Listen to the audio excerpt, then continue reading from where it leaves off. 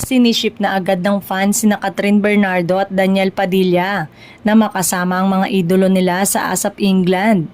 Ito ay matapos i-announce sa 30th anniversary episode ng ASAP nitong linggo ang pagkakaroon ng special show ng nasabing longest running ABS-CBN Sunday musical sa England sa darating na August 30.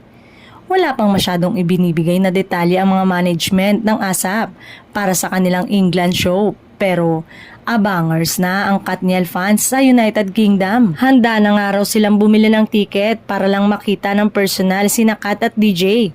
Kaya ang dalangin nila at request na rin sa ABS-CBN Studios ay isama sina Catherine at Daniel sa special ASAP show sa England.